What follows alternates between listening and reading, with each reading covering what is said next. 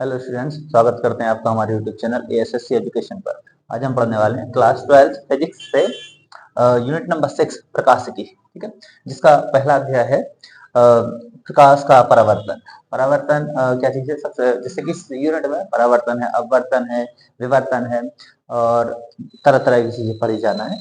But सबसे पहली चीज है परावर्तन। ठीक है, तो परावर्तन को हम रिफ्लेक्शन कहते हैं। ठीक है, दो चीजें हैं, एक प्रकाश की किरण आपतित होगी किसी चमकदार पृष्ठ पर और फिर वो परावर्तित होगी। ठीक है, तो आपतन मतलब कि किसी चीज पर, किसी पृष्ठ पर किरण का पड़ना। ठीक है, अब इसको हम कहते हैं इंसिडेंस। और फिर रिफ्लेक्ट हो जाना यानी कि कहलाता है रिफ्लेक्शन, परावर्तन। ठीक है, तो सबसे पहला क्वेश्चन जो है इसका आईएमपी क्वेश्चन है, प्रकाश का परावर्तन कैसे कहते हैं, इसके नियम लिखिए एवं इसके प्रकार बताइए। ठीक है, तो हम सबसे पहले पढ़ेंगे इसकी डेफिनेशन, जो इसकी डेफिनेशन है, और उसको फिर डायग्राम से समझेंगे।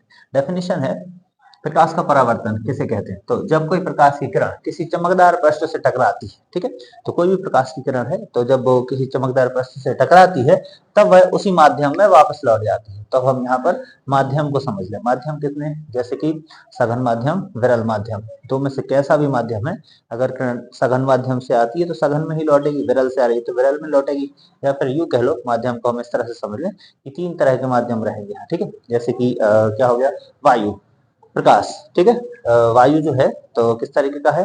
विरल माध्यम है। ठीक है, सघन यानी कि घना, विरल होता है थोड़ा सा जो कि घना ना हो, सीधा छितरा कहते हैं जिसको। ठीक है, तो वायु है। ठीक है, और वायु कैसा माध्यम है? विरल माध्यम। इसके बाद वायु के बाद क्या है? पानी, जल, और फिर क्या है? कांच। ये कैसे माध्यम है? ये सघन माध्यम है, जैसे कि पानी है तो सघन माध्यम है। ठीक है, कांच है। नेक्स्ट परिभाषा किस तरह से? जब कोई प्रकाश की किरण किसी चमकदार पृष्ठ से टकराती है तब वह उसी माध्यम में वापस लौट जाती है। इस घटना को प्रकाश का परावर्तन कहते हैं। कोई भी प्रकाश की किरण आएगी, किसी चमकदार पृष्ठ से टकराएगी और उसी माध्यम में वापस लौट जाएगी, रिफ्लेक्ट हो जाएगी, तो इसको हम क्या कहते हैं? रिफ्लेक्शन। तो इसको डायग्राम से कैसे समझते हैं? ये कोई चमकदार पृष्ठ है, कांच है माना कि, इसके पीछे ये पॉलिश की गई है, क्योंकि जरूरी है कि पीछे पॉलिश भी हो। अगर पॉलिश नहीं होगी तो किरण आर पार निकल जाएगी। ठीक है, तो ये कोई पृष्ठ लिया हुआ है, परावर्तक पृष्ठ है, या फिर ये कह लें कि चमकदार पृष्ठ है। अब प्रकाश की किरण यहाँ से आती है, इस जगह पर पड़ती है, तो हम इसको कहते हैं इंसिडेंस होना।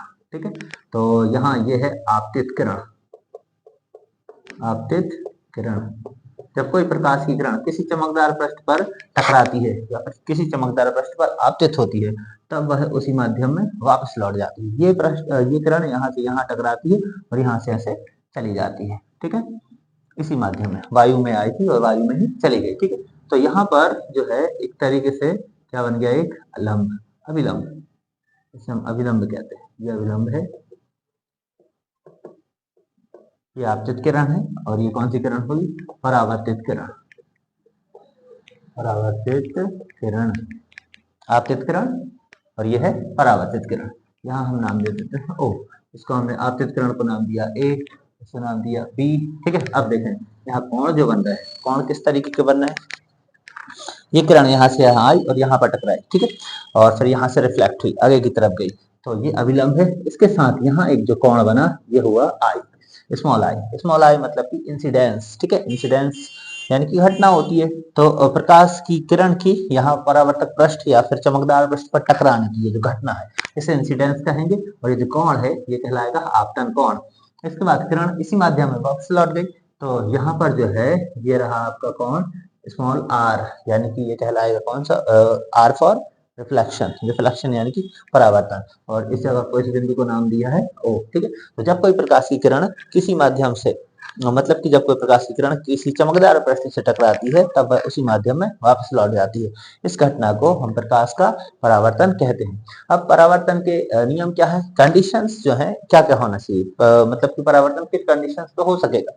तो कंडीशन ये है, परावर्तन के नियम है कि आपतित किरण, परावर्तित किरण एवं अभिलंब तीनों एक ही तल में स्थित होना चाहिए। मैं पहली शर्त यह है, ऐसा नहीं होना चाहिए किरण की यहाँ से दूसरी तरफ नीचे की तरफ आ जाए, माध्यम बदल जाएगा। ठीक है, तल बदल जाएंगे, तो क्या होना चाहिए?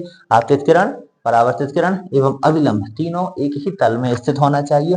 दूसरा, आपतन कोण का मान परावर्तन कोण के मान के बराबर होता है। ठीक है, जिस एंगल पर किरण आएगी उसी एंगल पर दूसरी तरफ की ओर जाएगी। ठीक है, तो आपतन कोण का मान, आपतन कोण यानी कि आई, और परावर्तन कोण क्या है, आर, यानी कोण आई बराबर क्या होगा, कोण आर। ये परावर्तन का नियम है। ओके, तो आपतित किरण, परावर्तित किरण एवं अभिलंब तीनों एक ही तल में स्थित होना चाहिए। आपतन कोण का मान परावर्तन कोण के मान के बराबर होना चाहिए।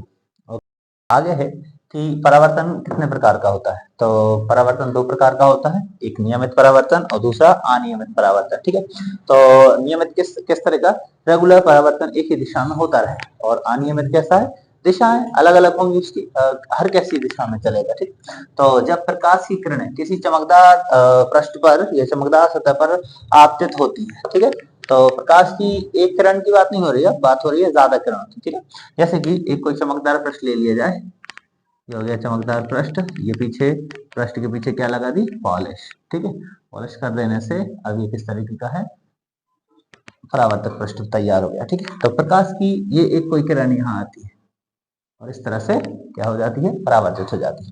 प्रकाश की एक किरण आपतित हुई और ये क्या हुई, परावर्तित हुई। ठीक है, दूसरी किरण भी आती है, वो भी यहाँ परावर्तित होती है, तीसरी आती है, यहाँ टकरा कर ऐसी परावर्तित, चौथी यहाँ टकराए और यहाँ परावर्तित हुई। ठीक है, तो ये है किरणें, आपतित किरणें, और ये इस तरफ रही परावर्तित किरणें। ठीक है, और यहाँ पर अभिलंब सबके बनते ही चलेंगे इन दोनों के बीच में, यहाँ आपतन कोण और ये रहेगा परावर्तन कोण, ये अभिलंब इसके लिए यहाँ बनेगा, इसके लिए यहाँ बनेगा, यहाँ पर और यहाँ पर, ऐसे काफी सारी किरणें एक साथ आती हैं और एक ही दिशा में परावर्तित हो जाती है। तो ये कहलाता है किस तरह का परावर्तन, नियमित परावर्तन, यानी कि नियमित लगातार परावर्तन होता जा रहा है, एक के बाद दूसरी किरण, तीसरी, चौथी, पांचवी, ऐसे कई किरणें आती जाएंगी और एक ही दिशा में परावर्तित होती चलेंगी। तो जब प्रकाश की किरणें किसी चमकदार सतह पर एक साथ टकराती हैं, एक साथ लिखने की जरूरत नहीं है, हमने किरणें लिख लिया है, चमकदार सतह पर टकराती हैं या आपतित होती हैं, तो वह निश्चित दिशा में परावर्तित हो जाती हैं। इस प्रकार के परावर्तन को हम क्या कहते हैं, नियमित परावर्तन कहते हैं। अब सेकंड टाइप है अनियमित परावर्तन। जब प्रकाश की किरणें किसी खुरदुरे पृष्ठ पर टकराती, पृष्ठ एक सा नहीं, ऊंचा नीचा पृष्ठ है और खुरदरा है। ठीक है, तो जब प्रकाश की किरणें किसी खुरदुरे पृष्ठ पर आपतित होती हैं, तब वे किरणें विभिन्न दिशाओं में चली जाती हैं। ठीक है, तो अगर अपना पृष्ठ जो है इस तरह का है, खुरदरा पृष्ठ है, जिसके पीछे क्या है, ऐसे पॉलिश है। ओके, चलिए अब इस पर किरणें आपतित होंगी, ये किरण यहाँ आपतित हुई और ये परावर्तित हुई एक। ठीक है, इसके बाद ये किरण यहाँ और नीचे, तो ये ऐसी परावर्तित हुई, ये किरण यहाँ गई। ठीक है, अगली किरण यहाँ, तो ये यहाँ पहुंची, इसको और आगे बढ़ा, तो ऐसे इस तरफ कैसे भी बनाया जा सकता है। यहाँ किरणें ऐसी सीधे आएंगी और यहाँ से आड़ी तिरछी दिशाओं में चली जाएंगी। ठीक है, सबके अभिलंब यहाँ, ये जहां पर ये टकरा रही है पृष्ठ से, यहाँ सबके अभिलंब बनेंगे। ठीक है, तो ये रहा जाने का निशान, यानी किरणें आपतित होती हैं।